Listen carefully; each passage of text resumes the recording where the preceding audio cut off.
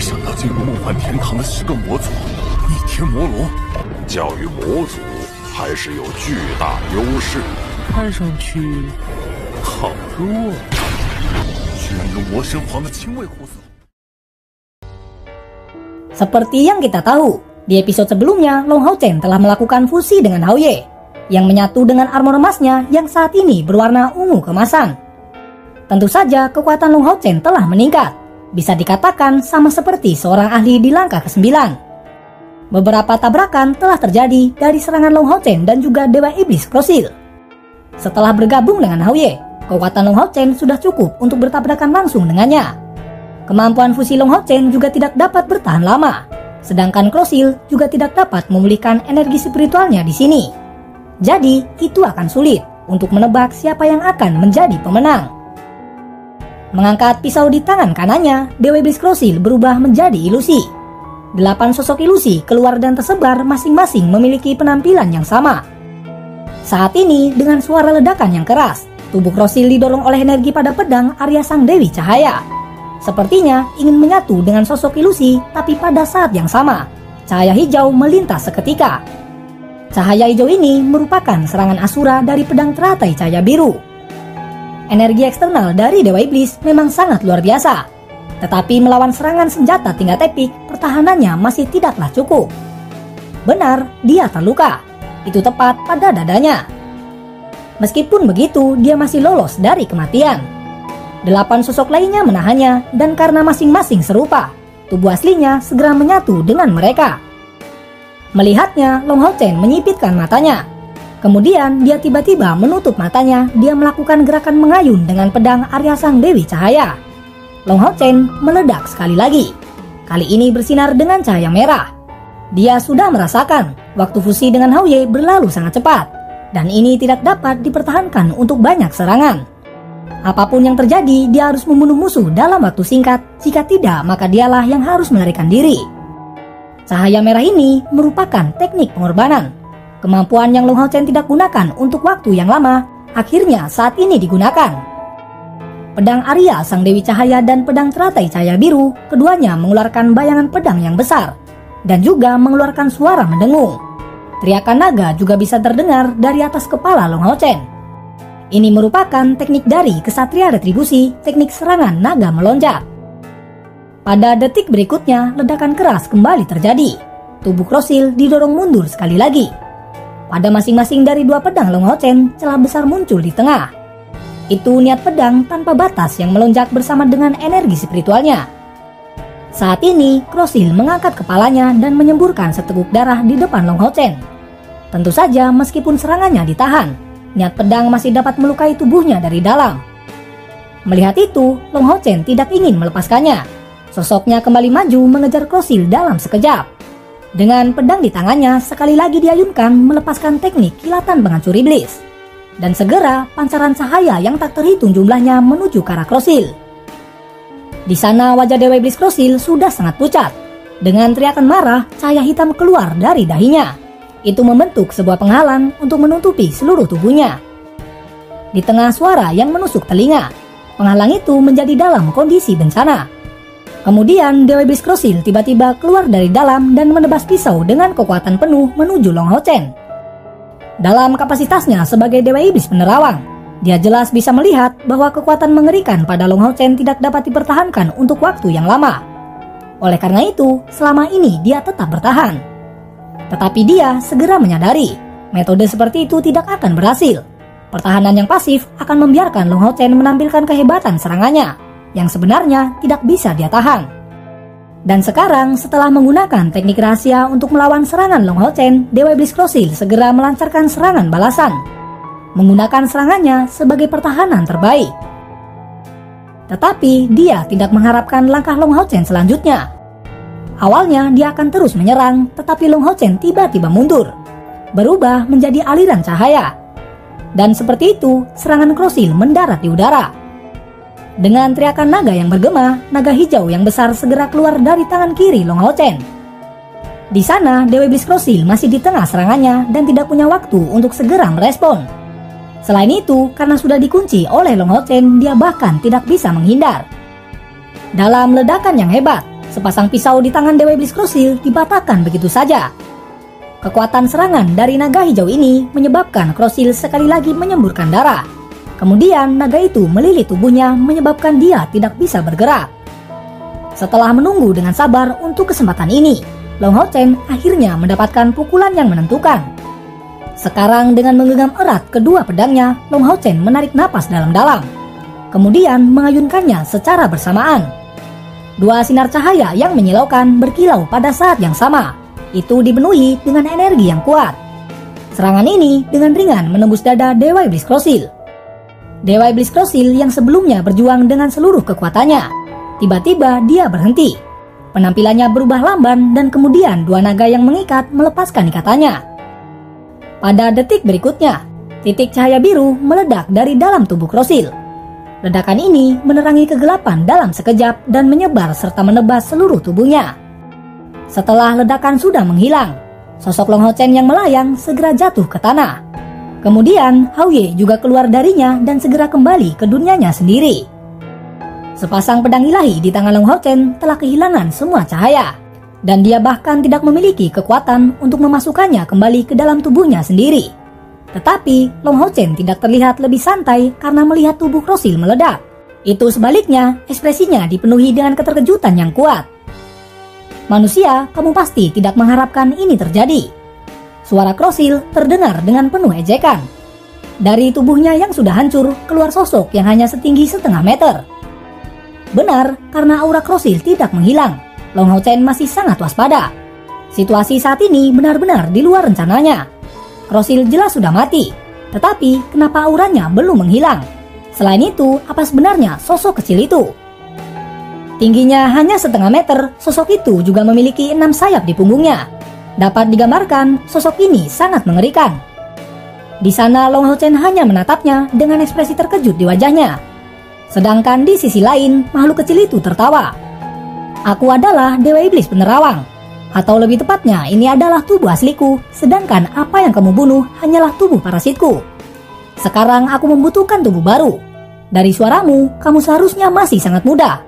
Aku harap kamu memiliki penampilan yang cukup tampan. Mencapai titik ini, Krosil tidak bisa menahan tawa keras. Dia sangat membenci Long Hao Chen. Membesarkan tubuh parasit itu sangatlah sulit, namun yang satu itu telah dihancurkan. Untuk memulihkan kembali kekuatan aslinya, dia membutuhkan waktu setidaknya 5 tahun. Sekarang, Krosil memiliki keuntungan penuh. Dia tidak terburu-buru untuk membunuh Long Hao Chen, tetapi ingin menyiksanya. Sedangkan Long Hao Chen saat ini tampak sangat takut, dan bahkan sedikit gemetar. Dan dengan perlahan, dia melepaskan topengnya. Pada saat ini, dia benar-benar merasa tidak punya kekuatan sama sekali. Kemampuan fusi dengan Hao Ye dan juga teknik pengorbanan itu telah menghabiskan banyak kekuatannya. Yating dan Hao Ye tampaknya telah tertidur dalam kondisi lemah. Sekarang dia sepertinya telah mencapai jalan buntu. Saat topeng terlepas, itu mengungkapkan wajah Long Hao Chen yang sangat pucat tetapi sangat tampan. Melihat wajah tampan Long Hao Chen, Krosil tercengang. Kemarahan sebelumnya segera berubah menjadi kesenangan. Tetapi saat Dewa Iblis Krosil hampir menari karena kesenangan, seketika cahaya petir jingga ditembakkan ke arahnya tanpa peringatan. Cahaya jingga itu langsung menembus kepala Krosil. Ekspresi senang di wajahnya tiba-tiba berubah menjadi tidak bernyawa. Setelah bergoyang beberapa langkah ke belakang, dia jatuh ke tanah. Yang menusuk kepalanya itu adalah pedang Arya Sang Dewi Cahaya. Dan sekarang tubuh Long Hao Chen langsung jatuh ke tanah. Dia benar-benar sangat lemah, bahkan tidak bisa mengangkat satu jari sedikit pun. Tetapi matanya masih tertuju pada tubuh Dewa Iblis Krosil. Dan setelah melihat mahkota muncul dari tubuhnya, Long Hao Chen akhirnya merasa lega. Munculnya mahkota Dewa Iblis itu menandakan kematian Dewa Iblis. Benar, Dewa Iblis Krosil akhirnya mati.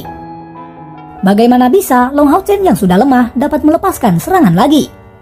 Jawabannya itu datang dari buku yang diberikan Seng Lingxin waktu itu. Apakah kalian masih ingat dengan buku warisan kuil assassin? Buku itu memiliki kemampuan menyimpan teknik di dalamnya yang dapat dikeluarkan tanpa energi apapun. Meskipun begitu, ini juga memiliki batasan, karena kemampuan yang terlalu kuat tidak dapat disimpan di dalamnya. Long Hao Chen benar-benar tidak menyangka, hari ini kemampuan yang disimpan akan menyelamatkan hidupnya.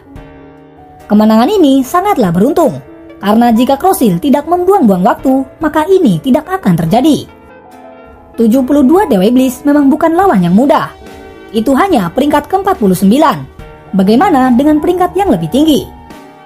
Long Hao Chen masih ingat sangat dalam tentang perasaan tidak berdaya yang dia miliki di depan Dewa Iblis Kematian Saminaga. Jika bukan karena menara kematian yang menekan Saminaga, dia mungkin sudah mati. Merenungkan semua pengalaman ini, Long Hao Chen perlahan menutup matanya. Adapun dengan mahkota Dewa Iblis, dia tidak memikirkannya sedikitpun. Tempat ini adalah menara kematian, kemana mahkota itu akan bisa melarikan diri. Beberapa waktu kemudian, energi spiritual Long Hao Chen kembali terisi ke dalam tubuhnya. Hanya saja karena kondisinya yang lemah, dia masih membutuhkan waktu untuk istirahat. Hampir 1 jam Long Hao Chen beristirahat di sana, dan sekarang sudah terbangun. Meskipun keadaan lemah tidak nyaman, rasa gembira karena membunuh Dewa Iblis membuatnya dalam suasana hati yang sangat baik. Tidak terburu-buru untuk mengambil mahkota Dewa Iblis itu, Long Hao Chen kembali menutup matanya, dan segera terhubung melalui kontrak dengan Hao Ye. Dalam kilatan ungu, Hao Ye muncul kembali di dalam menara kematian. Dan karena fusi sebelumnya dengan Long Hao Chen, dia memiliki ekspresi yang sangat lelah. Hao Ye, kamu bisa menyerapnya, ucap Long Hao Chen sambil menunjuk ke arah mahkota Dewa Iblis. Mendengar itu, Hao Ye menjadi sangat bersemangat. Little Lai kemudian mengangkat kepalanya segera menangkap mahkota yang terbang di udara. Sementara itu, Hao Ye segera menyebarkan pikirannya kepada Long Hao Chen. Tuan, aku tidak bisa menyerapnya untuk saat ini. Setelah aku pulih nanti, aku akan membutuhkan bantuanmu. Secara alami, Long Hao Chen mengerti arti di balik kata-katanya. Selama evolusi, Hao Ye pasti membutuhkan perlindungannya. Setelah menelan mahkota Dewa Iblis, Hao Ye kembali ke dalam dunianya sendiri. Diambang terobosan baru, dia perlu memulihkan tubuhnya dalam keadaan optimal. Karena takut akan kekhawatiran rekan-rekannya, Long Hao Chen tidak ingin tinggal lebih lama. Membawa mayat Krosil, Leontin Abadi kembali berkedip dengan cahaya kemasan. Sedangkan di tempat lain dalam benteng Tenggara, pada saat ini, situasi di dalam benteng tampak sangat aneh. Pasukan iblis sudah mundur, hanya meninggalkan di luar benteng sejumlah mayat di sana. Seperti dalam pertempuran sebelumnya, benteng Tenggara pada saat itu harus membersihkan medan perang. Tetapi hari ini tidaklah sama. Langit sudah gelap, tapi benteng itu terang benderang. Keadaan pasukan iblis di kejauhan juga cukup sulit. Pasukan mereka sudah ditarik, tetapi 8 pilar Dewa Iblis tidak berpindah lokasi. Masih berkedip dengan cahaya yang berbeda. 7 Dewa Iblis di bawah pimpinan Paimon sedang memandang benteng yang jauh. Kedua belah pihak berdiri berlawanan. Tidak ada yang menunjukkan niat untuk mundur ataupun maju. Pemandangan ini terjadi karena hilangnya Long Hao Chen bersama dengan Dewa Iblis Krosil. Pada saat itu, ketika Krosil menembakkan cahaya biru pada Long Hao Chen, kepala kuil pejuang Qiu Yang Hao menjadi sadar akan situasi baru dan segera meluncurkan serangan kekuatan penuh dari pasukan kekuatan kuil ke arah pasukan iblis. Qiu Yang Hao sudah menebak identitas Long Hao Chen dan segera menyerang dengan kekuatan penuh. Jika tarikan dari Dewa Iblis Penerawang berhasil, maka Long Hao Chen akan segera dikelilingi oleh 8 Dewa Iblis yang hampir sama dengan jalan kematiannya sendiri. Tetapi ketika dia memimpin pasukan untuk bertemu langsung dengan 7 Dewa Iblis, dia menemukan dengan terkejut bahwa Dewa Iblis Krosil telah menghilang dari barisan mereka. Oleh karena itu, seolah-olah kedua belah pihak telah mencapai kesepakatan. Para iblis menarik pasukan mereka, sedangkan Qiu Yang Hao memimpin pasukan kembali ke dalam benteng dan segera bertanya kepada kelompok Wang Yuanyuan. Di sana mereka jelas tidak akan memberitahunya tentang menara kematian. Mereka hanya mengungkapkan bahwa Long Hao Chen memiliki alat teleportasi yang kuat. Karena ikatan melalui rantai jiwa, Wang Yuanyuan dan yang lainnya merasakan bahwa Long Hao Chen masih aman saat ini. Tetapi sangat mungkin dia sedang bertarung melawan Dewa Iblis Krosil. Itu adalah Dewa Iblis peringkat 49. Jadi mereka semua sangat tidaklah sabar. Waktu berlalu menit demi menit. Saat kedua belah pihak menjadi semakin cemas karena mereka terus menunggu. Seketika perubahan terjadi. Pilar Dewa Iblis milik Krosil tiba-tiba menyala dengan sangat cemerlang. Cahaya mencolok yang dapat dirasakan dengan jelas bahkan dari benteng Tenggara. Tetapi seketika semua cahaya menghilang darinya yang hanya menjadi pilar yang benar-benar biasa. Melihat pilar Dewa Iblis itu telah kehilangan cahayanya, situasi kedua belah pihak berubah, mengungkapkan ekspresi tidak bernyawa. Saat ini Dewa Iblis Paimon benar-benar tidak percaya seorang kesatria emas telah berhasil membunuh Dewa Iblis Krosil. Kesatria emas itu seharusnya hanya di langkah ke-8. Bagaimana dia bisa membunuh Dewa Iblis Krosil? Sedangkan di sisi lain, Qiu Yang Hao juga terlihat tidak percaya. Ini merupakan berita yang bagus. Untuk sesaat, Qiu Yang Hao berseru dengan keras. Dewa Iblis Krosil telah mati dalam pertempuran. Setelah mendengar suara ini, seluruh benteng Tenggara segera berubah menjadi lautan kesenangan. Suara sorak-sorai dapat terdengar. Dan setelah beberapa saat, semua pasukan iblis mundur kembali. Medan pertempuran juga segera dibersihkan. Saat ini, Qiu Yang Hao mendekat ke sisi Wang Yuanyuan bertanya dengan suara rendah. Yuanyuan, apakah dia belum kembali? Di sana, Wang Yuanyuan mengangguk. Dia belum kembali, tetapi seharusnya dia dalam keadaan baik. Waktu menunggu mereka berlangsung 1 jam penuh. Kemudian, area di mana Long Hao Chen menghilang tampak berkedip dengan kilatan cahaya. Benar, Long Hao Chen muncul kembali sambil membawa mayat dari Dewa Iblis Krosil. Melihat dia kembali, semua rekannya tampak sangat senang. Dan setelah menyerahkan mayat Krosil pada Lin Xin, Long Hao Chen dengan hormat menyapa Qiu Yang Hao. Salam Kepala Kuil, aku Komandan Kesatria Sementara, bisa dipanggil Kesatria Emas ke-12. Mendengarnya, Qiu Yang Hao tertawa. Mengapa kamu begitu formal? Apakah kamu pikir aku tidak mengenalmu hanya karena topeng emasmu? Tetapi aku benar-benar tidak berharap kamu bisa tumbuh begitu cepat. Di depan, Long Hao Chen menjawab dengan sedikit canggung. Kepala Kuil, Anda terlalu memuji. Qiu Yang Hao telah melihat mayat Krosil sebelumnya dan kemudian bertanya, apakah kamu benar-benar membunuh Dewa Iblis Krosil sendirian? Mendengar itu, Long Hao Chen menunjukkan senyum pahit. Sebenarnya itu tidak bisa dianggap 1 lawan 1, tetapi aku tidak bisa menceritakannya. Mendengar jawaban dari Long Hao Chen, Qiu Yang Hao tidak bersikeras, dan dia kembali berkata, baiklah, mari kita lupakan masalah ini. Sekarang kalian harus beristirahat dan aku akan menyiapkan acara penyambutan untuk kalian. Dibandingkan dengan kuil penyihir, kuil pejuang menyambut kelompok Long Hao Chen dengan penuh rasa hangat. Qiu Yang Hao bahkan secara pribadi memimpin para petinggi dari kuil pejuang untuk mengadakan makan malam penyambutan. Mungkin itu karena kematian Krosil yang menyebabkan kerugian besar bagi pihak iblis. Mereka sepertinya telah berhenti dan tidak terus-menerus melancarkan serangan. Waktu terus berlalu, tepatnya 7 hari berjalan dengan cepat. Dalam 7 hari ini, Long Hao Chen memulihkan kembali tubuhnya dari efek pengorbanan. Dan pada saat ini, semua orang berpakaian lengkap dalam armor besi. Setelah melewati seminggu istirahat, Wang Yuanyuan dan juga Zhang Fang sudah pulih sepenuhnya. Saat ini, Long Hao Chen menyatakan, semuanya Hao Ye akan berevolusi. Itu sangat mungkin melahirkan kepala ke-6. Dan kali ini, kita akan kembali membantu untuk melindunginya. Setelah melihat semua orang mengangguk, dengan kilatan cahaya Long Hao Chen membawa semua orang ke dalam menara kematian. Dan setelah itu, pergi kembali ke dalam dunia Hao Ye. Di sana, Hao Ye seperti sebelumnya. Itu tepat berada di dalam gua. Saat tubuhnya menjadi lebih besar, Hao Ye menjadi lebih berani dan juga lebih kuat. Meskipun kultivasinya hanya berada di puncak langkah ke-7, Long Hao Chen merasa bahwa kekuatan sejati Hao Ye jauh dari kata sederhana. Hao Ye, apakah kamu sudah selesai membuat persiapanmu? Ucap Long Hao Chen sambil mengusap kepalanya saat dia bertanya. Mendengarnya, 5 kepala Hao Ye mengangguk penuh kegembiraan. Tetapi tampaknya cukup gugup. Setelah itu, Hao Ye meminta kepada Long Hao Chen untuk dibawa keluar gua untuk menjalani evolusinya. Meskipun ini sangat aneh, Long Hao Chen tidak banyak bertanya. Hao Ye pasti punya alasan sendiri untuk melakukan itu. Keluar dari dalam gua, Long Hao Chen menghela napas pelan. Di belakangnya, Hao Ye juga perlahan merangkak keluar dari gua.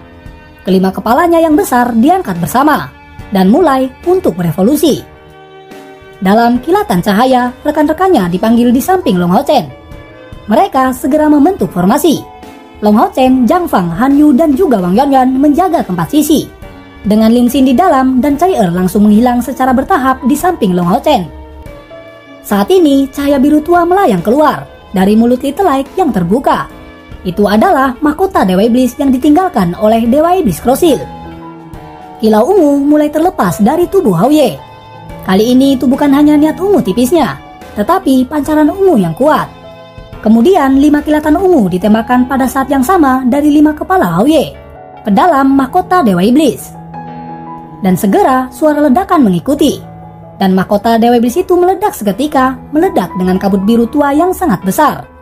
Little Light, Little Flame, Little Green, Little Blue, dan juga Little Purple menyerap kabut ini di udara seperti ikan paus. Sementara itu, pancaran ungu yang sangat mengesankan meledak darinya, karena tonjolan besar yang sudah membengkak di lehernya berkedut sedikit. Dengan suara raungan, sinar ungu yang pekat padanya berubah menjadi pilar cahaya yang melesat ke langit. Itu membuat garis pandang di sekitarnya menjadi jelas. Tonjolan di leher Haoye seketika terbelah, dan kepala besar baru muncul darinya. Itu tumbuh bersama dengan pilar cahaya ungu yang segera keluar. Belum pernah sebelumnya adegan aneh seperti itu terjadi dalam evolusi Haoye sebelumnya. Formasi ungu memiliki 6 sudutnya yang dipenuhi dengan cahaya ungu, dan pilar cahaya segera meledak membentuk matahari ungu di langit. Ini memberi perasaan bahwa seluruh dunia yang datang pada penglihatannya menjadi tertutup oleh aura ungu. Tidak heran dia harus keluar untuk evolusinya kali ini.